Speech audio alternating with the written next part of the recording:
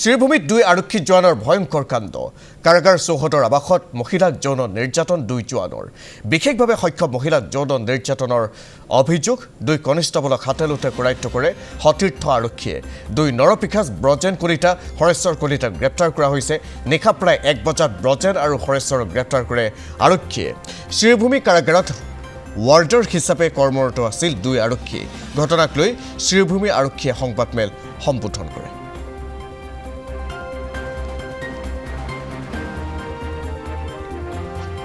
দুগৰাকী আৰক্ষী জোৱানৰ বিৰুদ্ধে গুৰুতৰ অভিযোগ উত্থাপিত হৈছে বিশেষভাৱে সক্ষম মহিলাক ধৰ্ষণ কৰিছে দুই আৰক্ষী জোৱানে শ্ৰীভূমিত দুই আৰক্ষী জোৱানৰ এই ভয়ংকৰ কাণ্ড কাৰাগাৰ চৌহদৰ আৱাসত মহিলাক যৌন নিৰ্যাতন দুই জোৱানৰ বিশেষভাৱে সক্ষম মহিলাক যৌন নিৰ্যাতনৰ অভিযোগ দুই কনিষ্টেবলক হাতেলোতে কৰায়ত্ব কৰে সতীৰ্থ আৰক্ষীয়ে দুই নৰপিশাচ ব্ৰজেন কলিতা হৰেশ্বৰ কলিতাক গ্ৰেপ্তাৰ কৰা হৈছে নিশা প্ৰায় 1 বজাত ব্ৰজেন আৰু হৰেশ্বৰক গ্ৰেপ্তাৰ কৰে আৰক্ষীয়ে শ্ৰীভূমি কাৰাগাৰত ৱাৰ্ডাৰ হিচাপে কৰ্মৰত আছিল দুই আৰক্ষী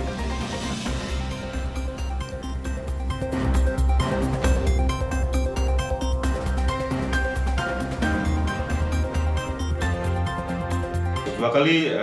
প্ৰায় মাজনিশা 1:30 বজাত ডিষ্ট্ৰিক্ট জেলৰ পৰা আমাৰ যিখিনি চিকিউৰিটি পাৰ্চনেল থাকে তেওঁলোকে ফোন কৰিলে আমাৰ পুলিচ ৰিজাৰ্ভত যিটো আৰ্ম ব্ৰাঞ্চৰ সাব ইন্সপেক্টৰ ৰাণাদেৱ যোনে ডিটেইলমেণ্টবিলাক কৰে তেওঁক ফোন কৰিলে যে তাত এটা মানে এজনী মহিলাক যৌন অতিশয্যাৰ এনেকুৱা এটা ঘটনা হৈছে চ' ইমিডিয়েটলি আহিব লাগে চ' সেইমতে আমাৰ arm branch inspector Devananda Dutta লগতে ABSI যিটো মানে arm branch sub inspector Ranadev তেওঁলোকে ডিষ্ট্ৰিক্ট জেল কেম্পাছলৈ ৰাওনা হ'ল তাত তেতিয়ালৈকে আমি গম পালোঁ যে তাৰ যি জেল ছুপাৰিণ্টেণ্ডেণ্ট তেওঁ আহি পালে অলপ পিছত তাত এজনী জেলৰে ষ্টাফ দুজন মানে এজনী মহিলাক যৌন অতিশয্যা চলাইছিলে মহিলাজনীকো তাত আছিলে আৰু লগতে আমাৰ যি চিকিউৰিটি ষ্টাফ তেওঁলোকে এই অভিযুক্তজন মানে ৱাৰ্ডাৰ হয় তেওঁলোক জেলৰ ৱাৰ্ডাৰ হয় তো তেওঁলোকক ধৰি তাত থৈ দিছিলে আৰু তেতিয়া আমাৰ পুলিচ ৰিজাৰ্ভৰ পৰা ABI আৰু ABSI গৈ পায় আৰু আমাৰ যি নাইট পেট্ৰলিং পাৰ্টি আছিলে সদৰ থানাৰ নাইট পেট্ৰলিঙত আছিলে সাব ইন্সপেক্টৰ বিশাল চেত্ৰী চ' তেওঁক ফোন কৰে আৰু ফোন কৰি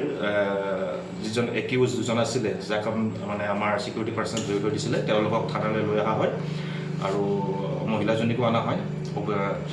ভিক্টিম মহিলাজনীকো লৈ অহা হয় আৰু বাকী আমি প্ৰিলিমিনাৰী মেডিকেল এক্সামিনেশ্যন কৰি এইখিনি আমি ঘটনাটো মাজৰাতি মানে ক'লোৱে 1:30 বজাত ৰিপৰ্ট হৈছে চ' এতিয়া আমি এই গোটেই মানে লিগেল প্ৰক্ৰিয়াটো ষ্টাৰ্ট কৰিছোঁ কেছটো ৰুজু কৰি তদন্ত আৰম্ভ কৰিম থেংক ইউ কেছটো ৰেজিষ্টাৰ হৈ লওক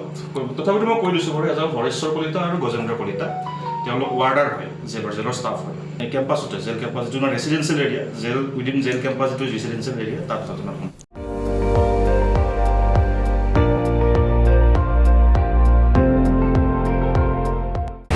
আপুনি চাই আছে ND24